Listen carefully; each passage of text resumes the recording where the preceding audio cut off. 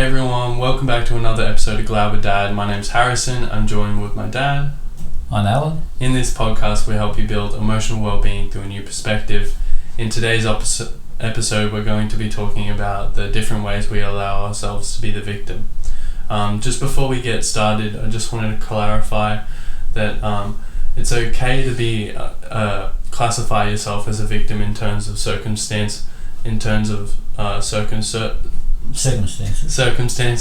and it's okay to feel the victimhood mentality sometimes. We fully understand this trauma and things like that people shouldn't have to let go of.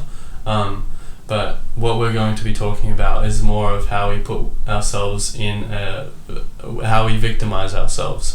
Yeah. So I just thought I'd get that out there. But yeah, we'll jump straight into it. So, what about you? How did you victimize yourself when you were younger? There's so many ways. It's like I started writing and I went, Jesus Christ, it's crazy. I thought the same. Blaming I blame circumstances. For me being in the position I am in, rather than taking responsibility. You blame on the environment I blame not having enough money. There was another way that I'd blame, I blame being illiterate in, not being, for most of my life. The first half of my life. Being illiterate, I blame that for me not achieving things in life, blame other people. That's a big one. Always blaming someone. And it's a lot easier to, isn't it, to put it on someone else than yourself. Well, you don't have to. You don't have to take responsibility if you blame someone, do you? Really, it's it's the way out, kind of in your mind. I blame not having the right schooling, not having enough schooling. Not having enough time. There was another thing I blamed. Not having enough time. And those things are more like, instead of asking yourself, instead of saying I don't have enough time, ask yourself, how do I make more time? 100%. It's the same. That's the difference. Money too. Not having enough money. How do I get some money? Gary Vee talks about it all the time, doesn't he? It's a way. You have to speak to yourself in a certain way if you want a certain thing. Because if you have all these goals and stuff that are all vague, it's like, which direction are you really going to? That goes into another podcast we just done, 100%. In the way of organising your time. And, all them things being, not being born from wealth. Do you know what I mean? And most people, if you look at successful people, they ain't born with wealth. There's quite a lot of... Because the drive within them, because they didn't come from wealth, is tremendous. And that's where they've got their drive. They don't want to be continue on the life that they've led. 100%. And they took responsibility. And they took responsibility for it, because the difference is most people don't want to live the bad life that they're living. It's just most people don't take responsibility for what parts of that bad life they can actually change. Most people just want to put the blame on someone else. That was me, and I didn't even know that I was doing this. It's only because of the process of taking inventory in my life has become a way of life for me now. I do it regularly, that I've come to discover these blockages within myself that were stopping me from moving on with life and living a better life, really. And I wasn't even conscious. It's just as the more I've taken inventory of myself and where I'm at and my thinking, the more I've been able to take responsibility rather than blame. And the victimhood mentality is one of those things where it tries to pull yourself away from being conscious of it even existing. Like in itself, it pulls you away from you knowing that it exists. Because the only way for you to know it exists is for you to stop thinking that way. Well, spot on. What about yourself? Well, with me, like, I would label myself as like someone who's been through a lot or whatever, my story, I guess, you know what I mean? But the story I had about myself, about what I've been through, I attached my worth to that. I attached who I am to that. you know, those sorts of things. The story would give me attention or praise too about the struggles I've been through, you know. Oh no, poor Harry, I hope you're okay. You know, that sort of thing. It's alright to get a little bit. 100%. We all get 100%. And yeah, and it's totally okay to talk about past things that have happened in your life in just conversation. Just staying there is the problem. Yeah, staying there or living in it. That's where it's different. Also, I would call myself bad names. Yeah. You know. Yeah, and which not only made myself the victim, it would remove some of the responsibility I had to do better. Wow. So because if say I'd have an argument with someone or something would happen, or even just something I would mess up in myself, I'd put myself down a lot, and then it takes the focus off. Oh, if I'm such a terrible person, I don't even need to do this, or I'm not worthy of doing this, or I can't do this because I'm such a shit person. So that's my way out. That's your manipulated way. Yeah. You're thinking. Yeah, and haven't even thought. It's not conscious when you're doing that either. That's incredible. Yeah. So those are the things that I remember as things that I would fall into more so often than others. Because the victimizing yourself can happen in so many different ways. Oh yeah. Like you were listing off. Oh, geez, and that's just tip of the iceberg. Yeah, I didn't continue. I didn't think I needed to. I just thought I'd get it. Yeah, that's right. Just get it out there and hopefully identify some of your own struggles without being aware of them. You know? Yeah. You know, and I thought I had to know everything before I even got started. That was another thing. So I wouldn't start. It's another way of not having to take responsibility, and then I can stay a victim.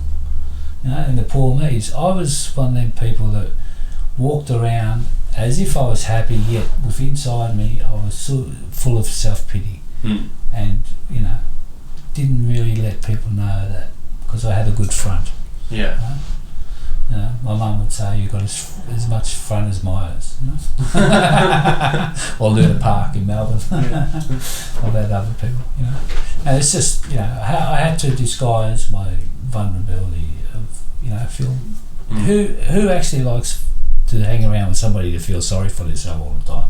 Yeah. It's not pleasant. No, it brings your energy down a lot, and even if that person's not being conscious of what they're doing, it's still just doing it. Yeah, you know. And I understand people have been traumatised. 100%. You know, and depressed, and they suffer depression. We're not talking about that, though. Yeah, that's not what we're on about. There are extreme cases. In every you know, we're just talking about, you know, different blockages in our mental states that stop us from achieving things. You know?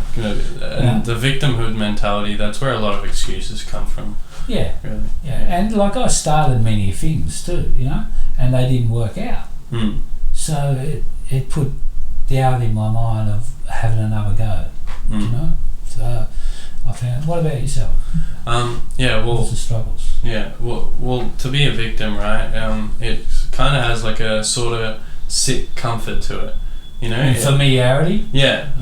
Well, it's a space people are used to being in. Like it might be hurting them, in the long run, but does that really matter to them more than other reasons? And I don't think it does, because, and you have to change your priorities in terms of that, because when we do something, we don't just ask ourselves if it will hurt us or not. There are a bunch of different things that we ask, like, am I more comfortable doing what I am now, or doing that thing that I want to do? Or is it easier for me in the short term? That's a really important one, because when we do things, our instincts are built for us to favour short-term goals instead of long-term goals, because they're the ones that are more likely to keep us alive. Like that security instinct in familiarity. We get a sense of security. Yeah. Which is the security instinct in familiarity, even though it's not good for us. Yeah, 100%. Because even because in short term, say back in the day when we all lived in the bush, all humans lived in the bush, there would have been a lot of humans that died for us to be here, because we're not very strong in the wild. You know, we relied on numbers and tools eventually and stuff like that. So, wait, what was I getting at again? In the sense of security and familiarity. Oh yeah. So what happened was, back in the day, the short-term goals, people would way rather choose those because, say, the victimhood mentality nowadays, back then, doing something that would put you out into a vulnerable space, that's where you would die. Yeah. But now, you put yourself into that vulnerable space, instincts are telling you you're going to die, things are terrible, you can't live like this. Do you think it's different now than it was back then, though? Our instincts aren't different. No, but things are different. Yeah. But the difference is now is when you're in that state, and when your brain, your instincts are telling you you have to be a victim again, you have to fall back into that because that's where we're familiar, you're not going to die there. Yeah. You know? If you stay out of that for that little bit longer, because in our world now we're a lot safer, eventually that'll fade and something else will come and replace it. Do you think, like, in different countries it's different because of the, like, for instance, in Australia we've got social security that helps people to stay in a victim mentality more so than, well, let's say they don't have to take responsibility as much. We've got a lot of help here. Right, yeah. Right, where if you, let's say you go to any of the Asian countries, the help, like you go to Thailand or anything, if you don't go to work, you don't eat. Yeah. Do you know what I mean? Yeah. You can't survive. So there's like, is there time to sit around and be a victim? There is less space to be a victim. Do you know what I mean? And even if we go back to... Well, not to be a victim, but to have the victim mentality. Or to let it build, you know? Because everyone, at the end of the day, everyone's a victim. Yeah. To something. Yeah, that's right. Yeah.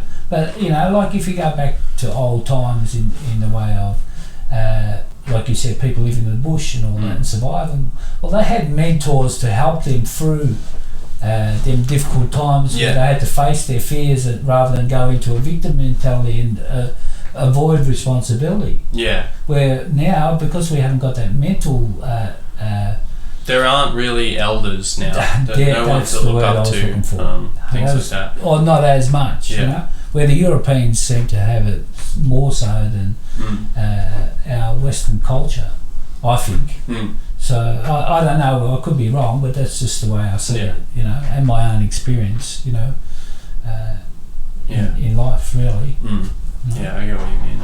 Yeah. I also, like, for me, like, I started to learn what has happened to me isn't me, and I started to learn that what I was saying to myself was too self-critical.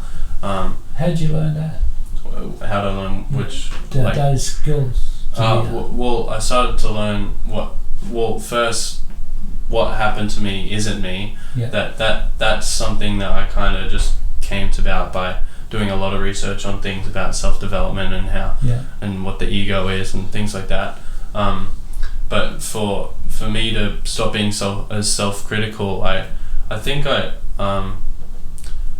might have I think it was someone actually told me one day, they overheard me talking to myself or something like that, and like bringing me to awareness of how I spoke to myself. Well, I definitely would have. Yeah. So because I understand the self-condemnation actually keeps you trapped. Yeah. In the cage yourself. Yeah. And you can't progress from there. 100%. And you definitely got to be a victim. Yeah, and I decided, like, if I was, like, if a friend was going through the things I was going through, how would I talk to them about it? And that's how I started to try and talk to myself. Beautiful. And at times I'd still not do that, but by just out of habit. Yeah, but that's because you have to build the new habit and replace the old one. So I would just do it whenever I can, whenever I remember. I'd be like, good job, or, you know, like, to myself, or I'd encourage myself. I'd be understanding of myself, forgiving of myself, things like that. The things that you do to other people, I just try and think of myself as I'm worthy of these things too, you know. Yeah. Wow. And that helped heaps, you know. Yeah. Wow. Yeah. So, yeah. Yeah. I what I would do too is I'd bring in old experiences into new experiences, and what I began to see that they didn't belong.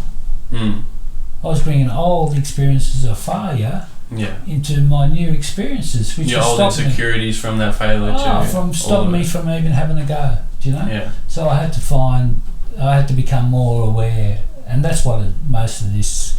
What I've learned. Bringing yourself to awareness. It's awareness. It's being conscious rather than just going through life and not questioning anything. Like, that's the way that I lived. I cringe to think that that's the way that I lived. I never questioned things. Never, that was the way that I lived. Now it's like, I don't question everything that I do, but I do question things that if there's a disturbance or something stopping me from doing something, of course I need to question it. Now that it's become, I know how to. Yeah. That's been the big thing. And I've found people that I could talk along similar lines to, you know. And like, if I think like I always thought, I'll do what I always done, and I'll get what I always got. That's it. That's how it works. I need to learn different way of thinking, you know. Yeah. And sometimes that needs another person's point of view, or perspective on how to do that. And if I'm not doing that, well, then I need to get into the habit of questioning myself, really, on what my views are about it. Yeah. You know? Yeah, 100%. If I ain't doing that, I ain't question what conclusions you come to, and about different things about yourself, about what things that are happening in your life, goals you want to take down, different risks that you need to take. Yeah.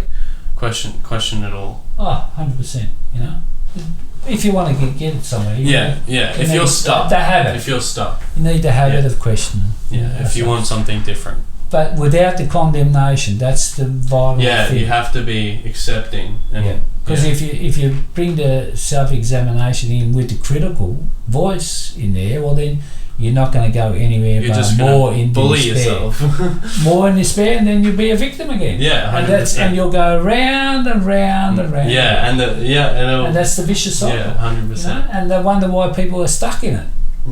They don't even know. They're stuck in it and that's the critical thing, I believe, is the self-condemnation. So to learning how to forgive yourself for not being perfect, and like I remember an old man saying to me one time, his process of taking inventory of himself at the end of the day, he used to review himself, what he'd done good and what he hadn't done, and he'd ask his power to help him do better tomorrow.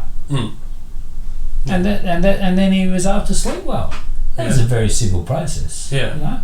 And he was able to let go of himself. And he would bring and he'd clean up anything if he'd made mistakes. And he'd bring it more consciously into his daily life to not act that way again. Yeah. And like if he made mistakes and he hurt somebody in some way, or he'd clean that up as well the next opportunity. Of course, he didn't just write it down and that's it. I'm cool now. He would take responsibility and saying, how can I do better tomorrow? Yeah. That's that's all you can process. Do. Yeah. What ways have you come up? Yeah. Well, like what I was saying before, like talk to yourself as if you're a friend. Yeah. That's a big one. That's great. Yeah. What would your friends say to you? Yeah. 100%. You want your friends to be understanding. Accepting. You want your friends to be there for you. And also telling you take responsibility too. You don't want your friends to piss in your pocket. 100%. You don't want your friends to just exactly that. If possible, have a conversation with yourself whenever you catch yourself falling into like that victim mentality. Does this benefit me? Does this serve me? That's a great thing to ask yourself, because a lot of the time, once you're in that awareness, if you ask that question, most of the time you're like, not really, this is silly, what am I doing? And you usually can drop it if you ask that question once you become aware. And that brings to the next thing. Tell yourself every morning, right, I'm going to be conscious of when I'm falling into a victim mentality today. Wow. if that's something that you're struggling with, if that's what you're working on, say that every morning. It'll slowly help to bring it closer into your conscious mind. A habit that can be as ingrained as this one really needs you to be constantly trying to bring yourself to awareness of it. Yeah. Because for you to change it, you can't unless you're bringing yourself aware first. And to do that, it requires a little bit of effort. And doing this will definitely help. If you're every day saying something about it, 100% you're going to be thinking about it throughout the day. And whenever those things come up, whenever you feel like you're a victim, you'll realize, and you'll be able to ask yourself, does this benefit me? Does this serve me? Yeah, wow. And then hopefully that'll be able to. And I remember another old bloke saying to me, you may not be responsible for what happened to you in the past, but you are today and what you do about it. That gave me power back rather than feeling powerless. It gave me power back. I would. And it took me out of other times where I was a victim. I'm not saying all things, but for me, it helped me through them other times. Yeah. And I went and got professional help to different areas. Yeah. But I practiced what he said. Like, I wasn't responsible for what's happened to me, but I am and what I do about it. So I went and got professional help. So that's what I done with difficulties that I had in my own life, and that, anyone can do that too. And I just encourage you, if you're having a struggle, to go and get that professional help. Yeah, 100%. Out there. Yeah, there are heaps of people out there, and that way you can take the power back. You're not completely powerless. Yeah. Take some power back, by taking responsibility in what you do about it today. 100%. So cool. Hopefully you got something from that. Yeah. And if you did, let us know in the comments below, and share this to anyone who you think could help. Even if you don't know anyone specifically, just share it onto your story on your page somewhere. Don't know who it's going to help. someone who might be struggling with this silently might be able to find the gift that they need to 100%. through just to reach out to that one more person. 100%. And it helps us out too. So again, thanks for listening, and we'll see you next week. Until next time. Bye.